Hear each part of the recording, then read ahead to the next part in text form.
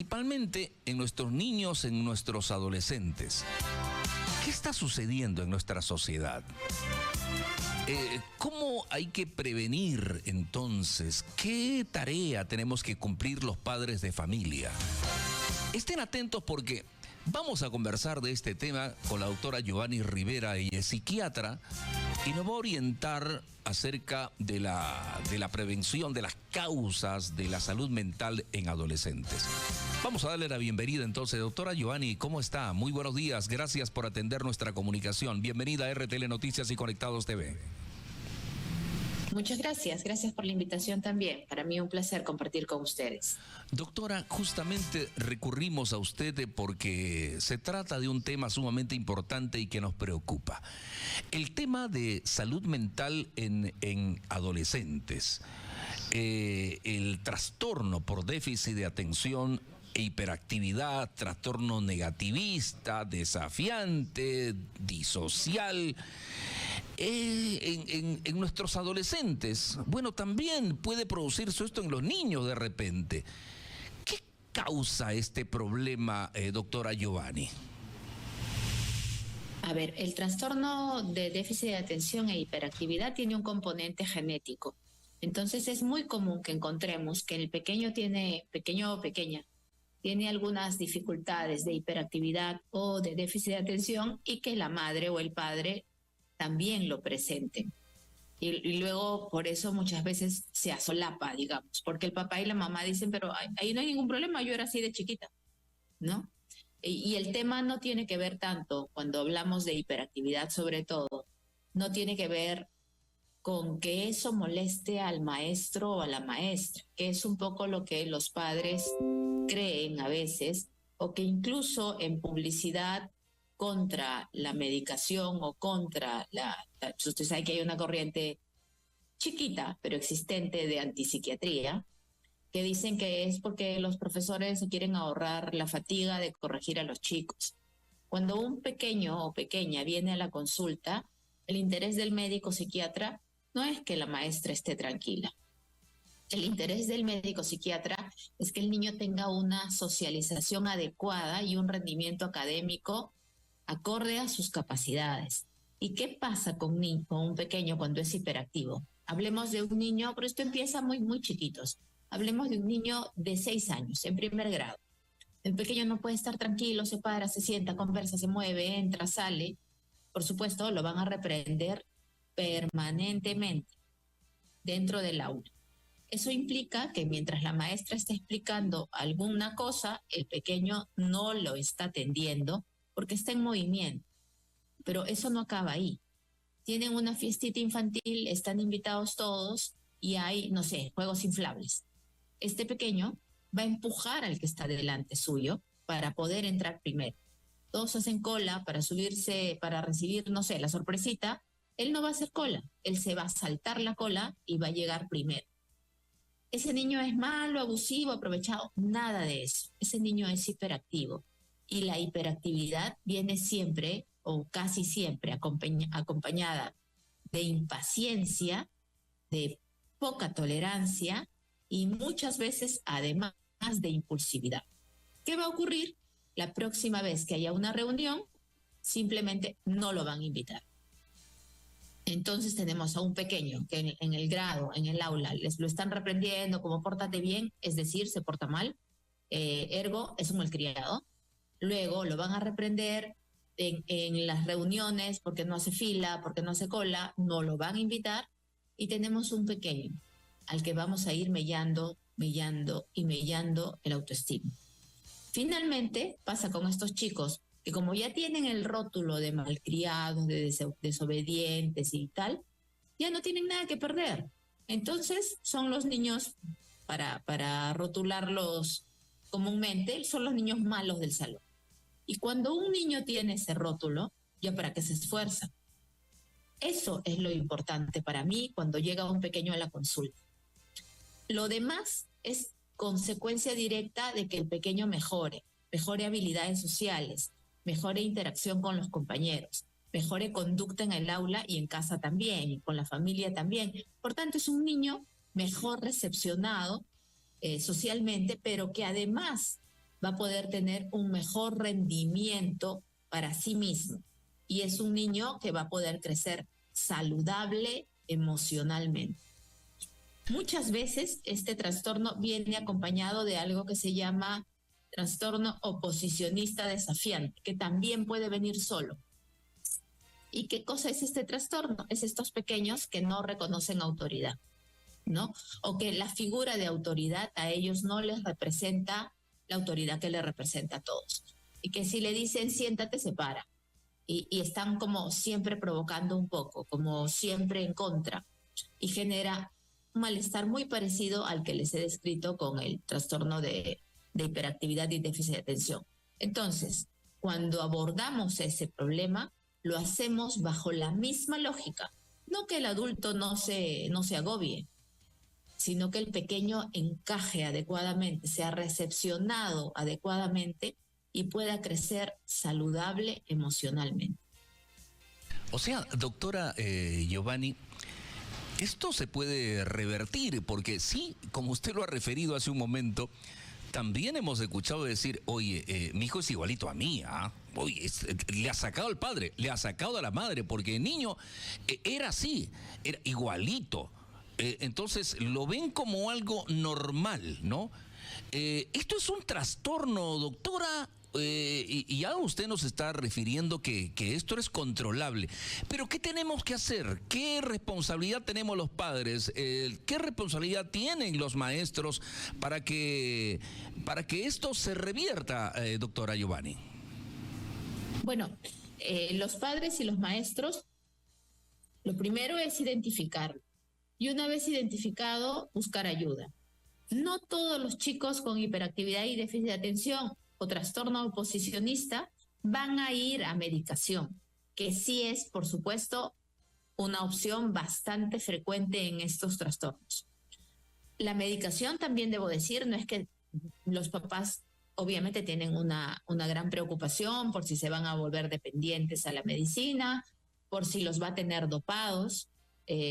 Cuando llegan a consulta siempre se les explica, eso de ninguna manera es la intención. Es decir, que si un pequeño entra a medicación y está atontado o dopado, como llaman los papás, es que no estamos en la dosis correcta. El chico lo que tiene que estar es regulado al ritmo de los demás pequeños para interactuar saludablemente. No tiene que estar sentadito en un rincón sin moverse. Eso ya no es normal. Eso ya no es saludable para ningún pequeño. Lo mismo con el trastorno oposicionista.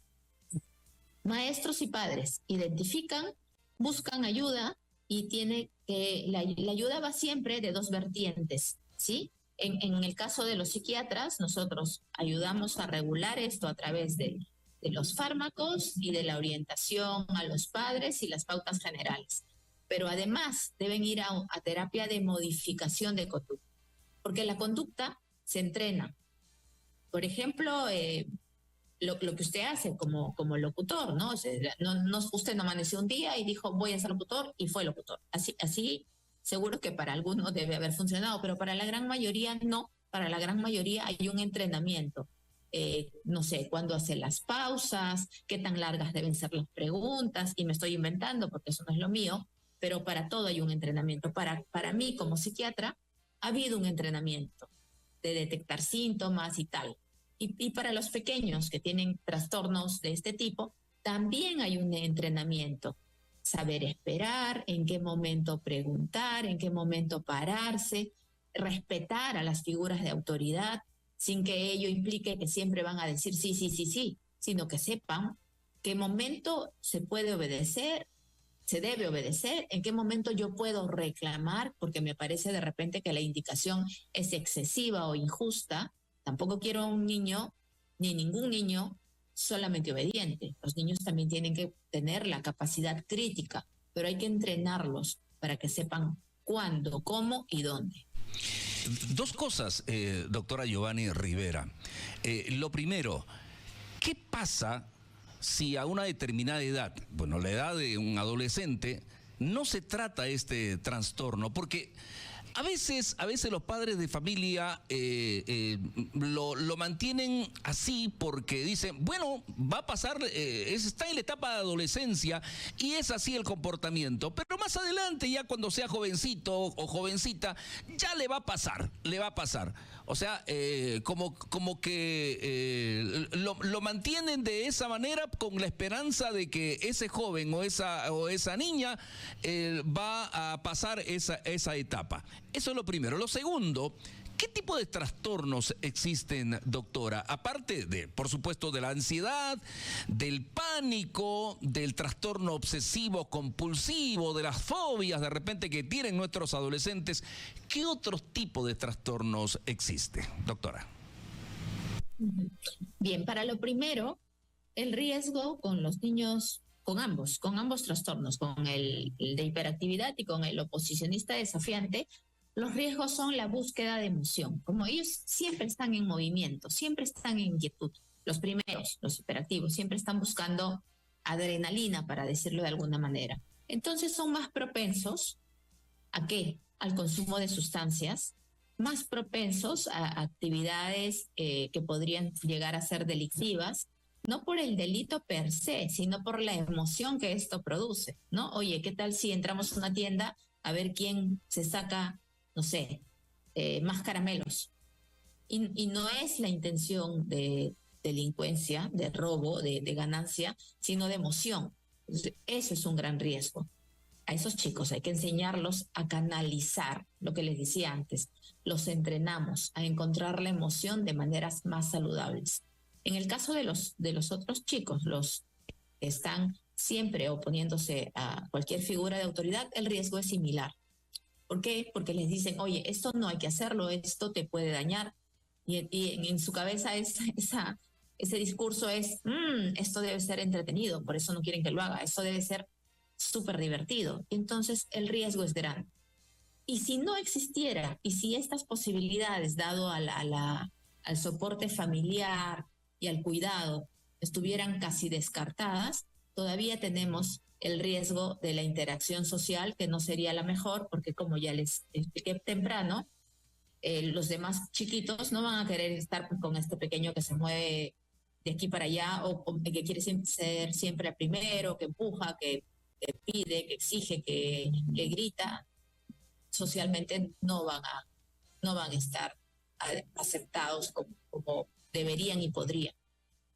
En el segundo caso, además de los trastornos de ansiedad, depresión, que los podemos tener todos los trastornos de salud mental podemos padecerlos todos nosotros.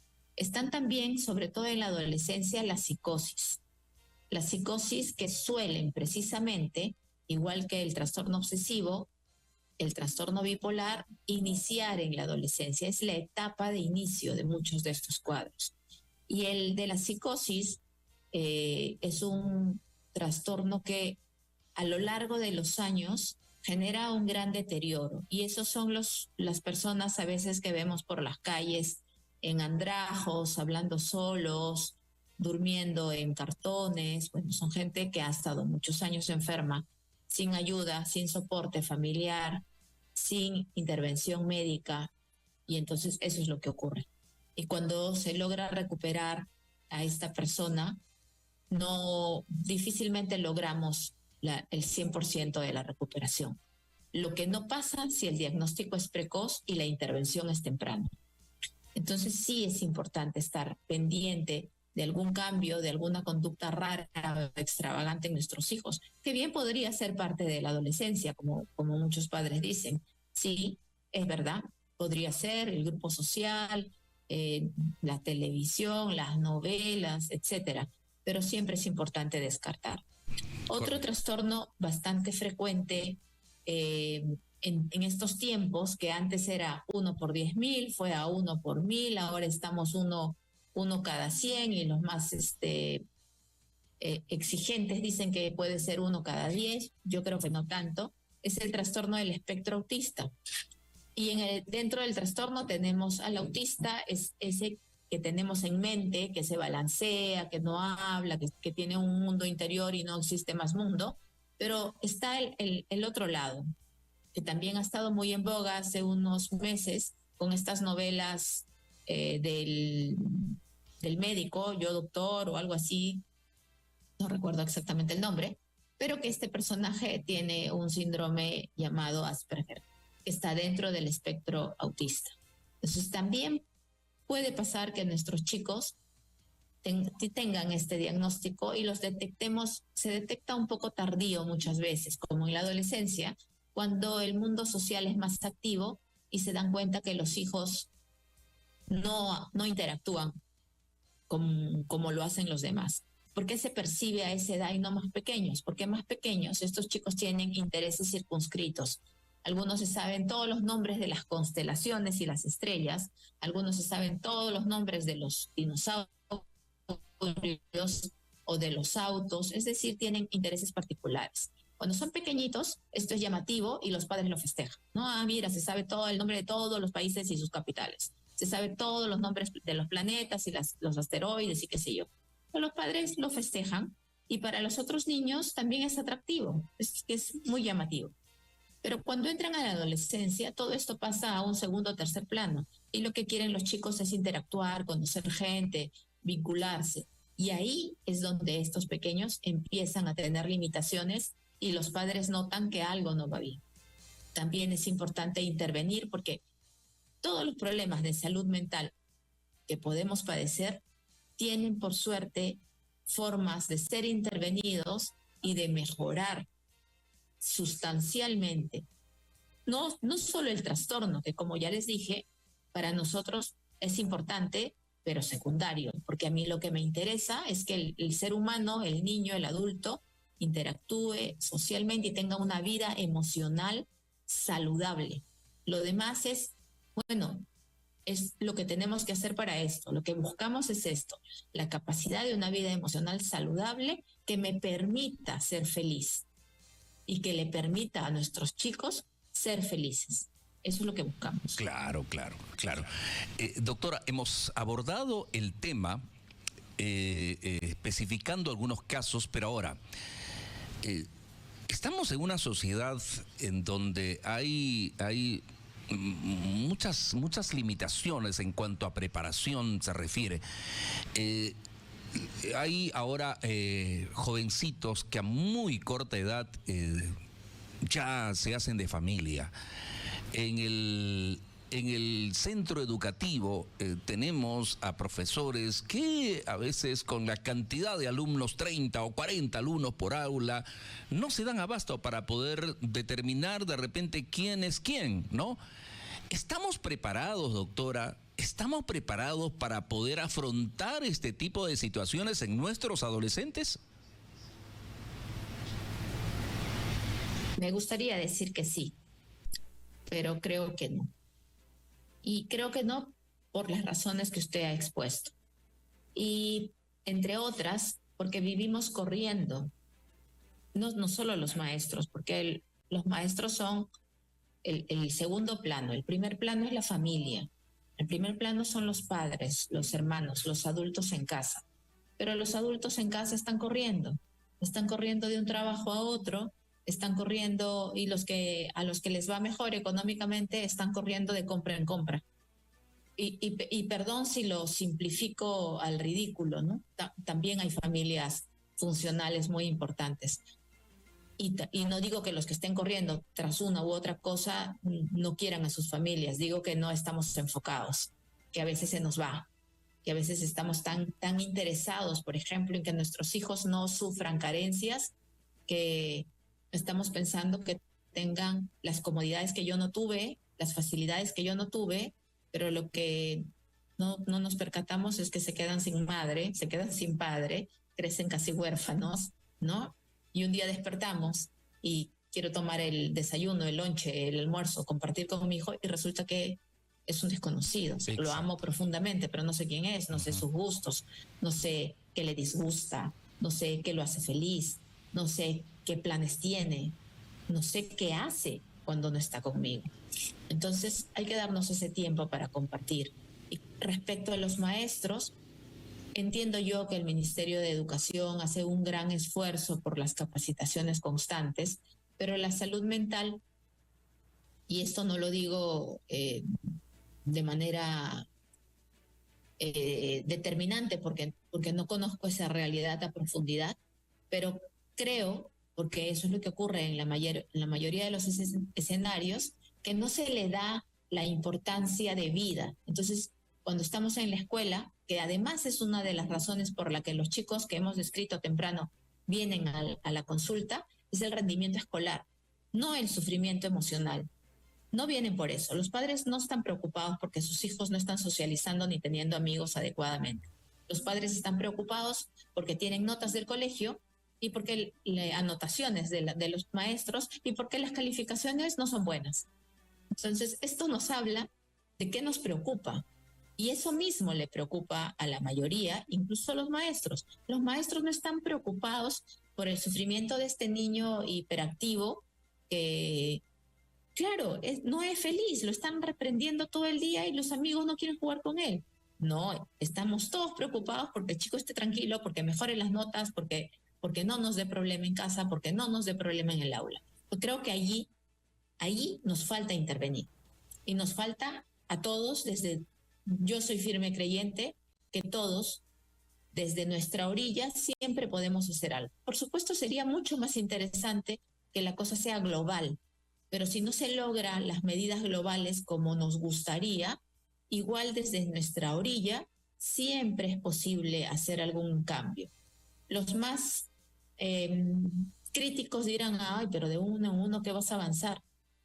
Pero es que yo creo en las cadenas y en las cascadas. Entonces, si hoy este programa llega a 5 y esos 5, cada uno se lo dice a 2, ya serán más, y esos 2 lo logran replicar, ya serán más, y ya seremos más, buscando mejorar la salud mental y el bienestar emocional, no solo de los hijos, sino de los padres y en general de la sociedad como tal.